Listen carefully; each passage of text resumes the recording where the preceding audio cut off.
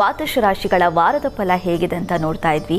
ಮಿಥುನ ರಾಶಿವರೆಗಿನ ವಾರದ ಫಲವನ್ನು ತಿಳಿಸ್ಕೊಟ್ಟಿದ್ದಾರೆ. ಬನ್ನಿ ಮುಂದಿನ 3 ರಾಶಿಗಳ ಈ ವಾರದ ಫಲಾಫಲ ಹೇಗಿದೆ ನೋಡೋಣ. ಶಾಸ್ತ್ರಿಗಳೇ, ಕರ್ಕಾಟಕ, ಸಿಂಹ, ಕನ್ಯಾ ರಾಶಿಯ ವಾರದ ಫಲವನ್ನು ತಿಳಿಸೋದಾದ್ರೆ ಕರ್ಕಟಕ ರಾಶಿಯವರಿಗೆ ರಾಶ್ಯಾಧಿಪತಿ ಚಂದ್ರ ನೀಚ ಸ್ಥಾನದಲ್ಲಿ ಸಂಚರಿಸ್ತಾನೆ. ಆದರೆ ಪಕ್ಷದ ಬಲ ಚೆನ್ನಾಗಿದೆ, ವೃತ್ತಿಯಲ್ಲಿ ವಿಶೇಷ ಕೌಶಲ್ಯ ಚೆನ್ನಾಗಿದೆ, ಸ್ತ್ರೀಯರಿಗೆ ಬುದ್ಧಿ ಕೌಶಲ್ಯ ಚೆನ್ನಾಗಿರ್ತದೆ, ತುಂಬ ಜಾಣ್ಮೆಯಿಂದ ಬೇರೆಯವ್ರಿಗೆ ಹೊಳೆದೇ ಇರತಕ್ಕಂಥದ್ದೆಲ್ಲ ಹೊಳೆದು ಬಿಡುತ್ತೆ ಈ ವಾರದ ಆದಿಯಲ್ಲಿ.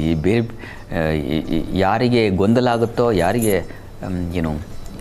ಕೆಲವೊಮ್ಮೆ ಬುದ್ಧಿ ಮಂಕಾಗುತ್ತೆ. ಆದರೆ ಈ ವಾರ ನಿಮಗೆ ಹಾಗಾಗಲ್ಲ, ಚೆನ್ನಾಗಿದೆ, ತುಂಬ ಚೆನ್ನಾಗಿದೆ. ವೃತ್ತಿಯಲ್ಲಿ ವಿಶೇಷ ಕೌಶಲ್ಯ ಚೆನ್ನಾಗಿದೆ.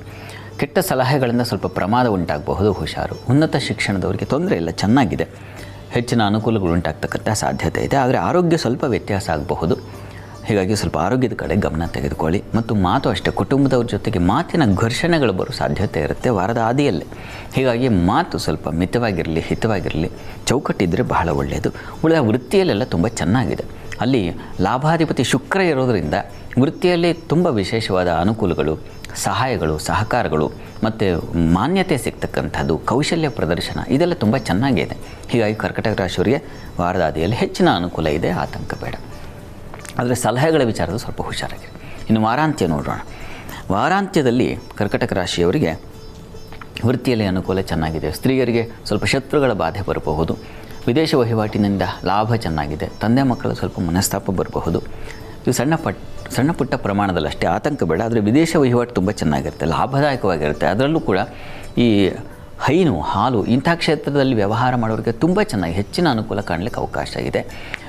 ಮತ್ತು ದಾಂಪತ್ಯದಲ್ಲೂ ಅಷ್ಟೇ ಅನ್ಯೋನ್ಯತೆ, ಸಾಮರಸ್ಯ ಕಾಣಲಿಕ್ಕೆ ಅವಕಾಶ ಖಂಡಿತ ಚೆನ್ನಾಗಿದೆ. ಸ್ತ್ರೀಯರಿಗೆ ಸ್ವಲ್ಪ ಸಾಲ ಮತ್ತು ಶತ್ರುಗಳ ಬಾಧೆ ಬರಬಹುದು. ಹೀಗಾಗಿ ಈ ವಿಚಾರದ್ದು ಸ್ವಲ್ಪ ಹುಷಾರಾಗಿರಿ. ಇಷ್ಟು ನೀವು ಎಚ್ಚರಿಕೆ ತೊಗೊಳ್ಬೇಕಾಗಿರತಕ್ಕಂಥದ್ದು.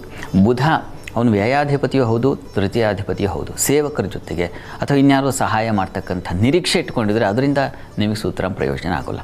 ಸಹೋದರರು ಅಷ್ಟೇ, ಅವರಿಂದ ನಿಮಗೆ ಅನುಕೂಲ ಆಗೋದಿಲ್ಲ. ನಿಮ್ಮ ಕೆಲಸ ನೀವೇ ಮಾಡ್ಕೊಳ್ಳೋದು. ಡಿಪೆಂಡೆನ್ಸಿ ಅಂತಾರಲ್ಲ, ಇನ್ನೊಬ್ಬರ ಮೇಲೆ ಡಿಪೆಂಡ್ ಆಗೋದು ಒಳ್ಳೆಯದಲ್ಲ. ಈ ವಾರದಲ್ಲಿ ನೀವು ಕಲಿಬೇಕಾಗಿರ್ತಕ್ಕಂಥದ್ದು, ಎಚ್ಚರ ವಹಿಸಬೇಕಾಗಿರ್ತಕ್ಕಂಥದ್ದು ಇದನ್ನು. ಪ್ರಾರ್ಥನೆಗೆ ಸ್ವಲ್ಪ ಅಕ್ಕಿ ಸಮರ್ಪಣೆ ಮಾಡಿ ಅಮ್ಮನವರ ಸನ್ನಿಧಾನಕ್ಕೆ. ಹೆಸರು ಕಾಳನ್ನು ಕೊಡಬಹುದು ಇದ್ರ ಜೊತೆಗೆ. ಹೀಗಾಗಿ ಅದನ್ನು ದಾನ ಮಾಡಿ, ಅನುಕೂಲ ಆಗುತ್ತೆ. ಇನ್ನು ಸಿಂಹರಾಶಿಗೆ ಹೋಗೋಣ. ಸಿಂಹರಾಶಿಯವರಿಗೆ ವಾರದ ಆದಿಯಲ್ಲಿ ಕೃಷಿಕರಿಗೆ ತುಂಬ ಚೆನ್ನಾಗಿದೆ. ಕೃಷಿ, ನೀರಿನ ಕ್ಷೇತ್ರಗಳಲ್ಲಿ ಲಾಭ, ವೃತ್ತಿಯಲ್ಲಿ ವಿಶೇಷವಾದ ಅನುಕೂಲ ಕಾಣ್ತೀರ. ಸ್ನೇಹಿತರು, ಬಂಧುಗಳ ವಿಚಾರದಲ್ಲೂ ತುಂಬ ಚೆನ್ನಾಗಿರ್ತದೆ. ದಾಂಪತ್ಯದ ಸ್ವಲ್ಪ ಮನಸ್ತಾಪಗಳು ಕಾಣುತ್ತೆ. ಅದು ಬುಧ, ರಾಹು ವಾರದ ಆದಿಯಲ್ಲಿ ಪ್ರಾರಂಭದಲ್ಲಿ ಇದ್ದಾನೆ ಬುಧ. ಹೀಗಾಗಿ ಮಾತಿನ ಘರ್ಷಣೆಗಳು ಉಂಟಾಗುತ್ತೆ, ಮನಸ್ತಾಪ ಮಾತಿನಿಂದ ಉಂಟಾಗ್ತಕ್ಕಂಥದ್ದು ಇವುಗಳನ್ನು ಸೂಚಿಸ್ತಾ ಇದೆ. ದಾಂಪತ್ಯದಲ್ಲಿ ಮಾತ್ರ ಹುಷಾರಾಗಿದೆ. ಉಳಿದ ಹಾಗೆ ಸ್ನೇಹಿತರಿಂದ ತುಂಬ ಸಹಾಯ ಚೆನ್ನಾಗಿದೆ. ಕೃಷಿಕರಿಗೆ ತುಂಬ ಚೆನ್ನಾಗಿದೆ. ಈ ಯಾರು ಧಾನ್ಯ ವ್ಯಾಪಾರಿಗಳು, ದಿನಸಿ ವ್ಯಾಪಾರಿ ಅಂತೀವೋ ಅವರಿಗೆಲ್ಲ ತುಂಬ ಚೆನ್ನಾಗಿದೆ, ಹೆಚ್ಚಿನ ಅನುಕೂಲ ಚೆನ್ನಾಗಿದೆ. ಇನ್ನು ಅಂತ್ಯ ಭಾಗದಲ್ಲಿ ವಾರಾಂತ್ಯದ ನೋಡೋಣ. ಗುರುವಾರದಿಂದ ಮುಂದೆ ಏನಾಗುತ್ತಪ್ಪ ಅಂದರೆ ವೃತ್ತಿಯಲ್ಲಿ ಸ್ವಲ್ಪ ಅನಾನುಕೂಲಗಳು, ತೊಡಕುಗಳು, ವಿಘ್ನಗಳು ಬರಬಹುದು.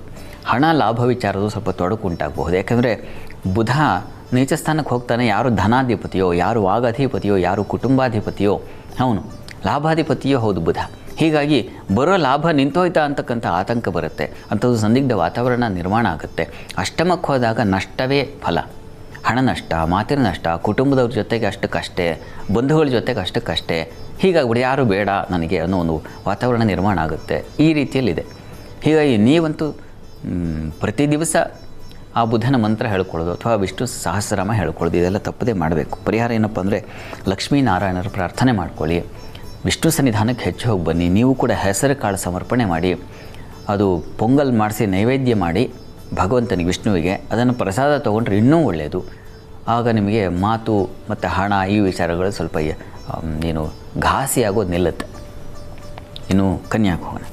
ಕನ್ಯಾ ರಾಶಿಯವರಿಗೆ ರಾಶ್ಯಾಧಿಪತಿಯೇ ಬುಧ, ಹುಷಾರಾಗಿರಬೇಕು. ವೃತ್ತಿಯಲ್ಲಿ ವಿಶೇಷ ಗೌರವವಿದೆ ವಾರದ ಆದಿಯಲ್ಲಿ. ಸಹೋದರರ ಸಹಕಾರ ಚೆನ್ನಾಗಿರುತ್ತೆ.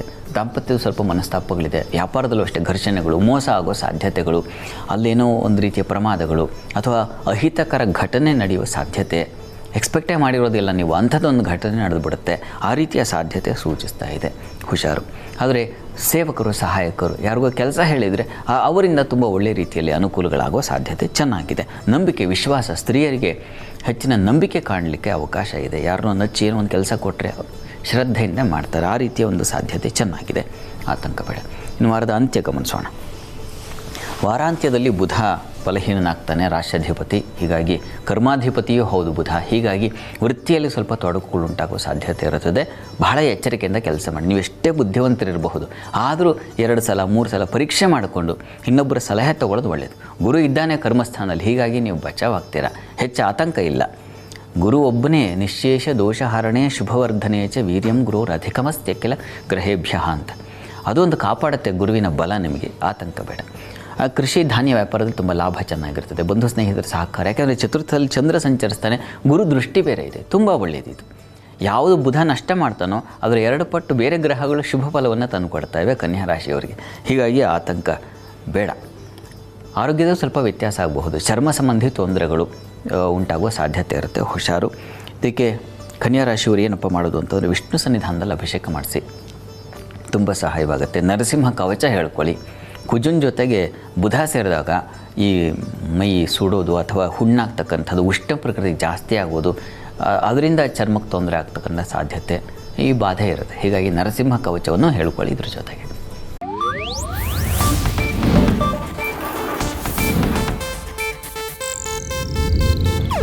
ಇದು ಏಷ್ಯಾನೆಟ್ ನ್ಯೂಸ್ ನೆಟ್ವರ್ಕ್ ಪ್ರಸ್ತುತಿ.